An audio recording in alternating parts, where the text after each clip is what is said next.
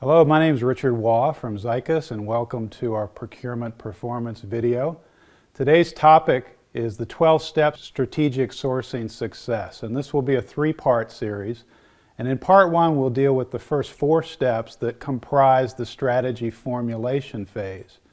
So a 12-step program, no, not that 12-step program, but in this case a 12-step process to apply a rigorous standardized approach to strategic sourcing yield the best results for the business. So in today's procurement environment, the old 3 bids and a buy tactical approach really won't work.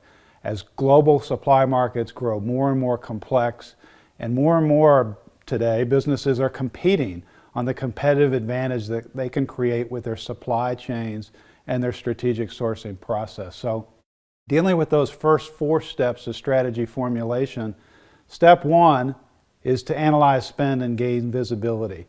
So this is an area where the best-in-class performers are clearly separating themselves from the rest of the market. And 80% of best-in-class organizations have implemented spend analysis to gain that visibility right from the outset.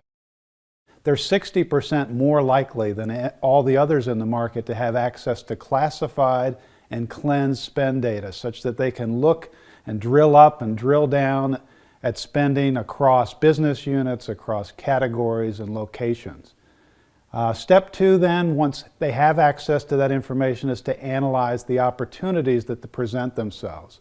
So looking at spend data to find patterns. For instance, those categories where their supply base is extremely fragmented, where they could rationalize the suppliers and gain the benefits of leverage. Or even with a given supplier, for the first time being able to look at what the true total spend is by being able to establish parent-child relationships or remove the duplicate instances that tend to obscure a true analysis of the spending opportunity. So step 3 then becomes a market analysis, looking externally. What are the overall forces shaping the market dynamics? So for instance, something akin to Michael Porter's 5 forces analysis that compares the relative power in the supply chain between buyers and suppliers, and also takes into account the potential of new entrants or substitutes and the impact that it would have on those rivalries. So analyzing the market is a way to anticipate the future changes that are coming down the road and being able to plan for those and capitalize on the opportunities that they present. So step 4 then is managing categories. It's really the culmination of those first 3 steps in the form of a comprehensive category management strategy and analysis. Completing that category strategy before embarking on an RFX anything is a key success factor. Doing your homework up front, having a strategy in place before going to the execution phase with an RFI or an RFP. Resisting that urge to ready, fire, aim will yield the best results for the organization in the long run.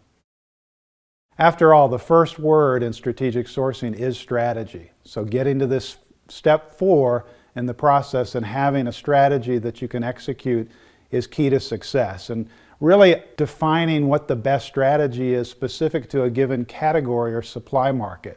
Is it to get leverage? Is it a commodity product where you can drive price reduction?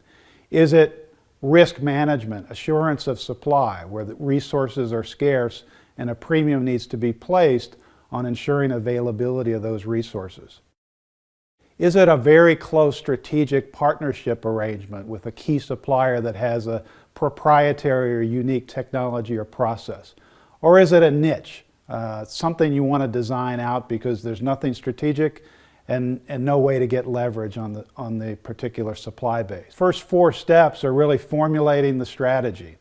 In the next part, the second part of the series, we'll talk about taking that strategy into execution. Hope you'll join us for that, and hope you enjoyed this first 4 steps on the path to strategic sourcing success.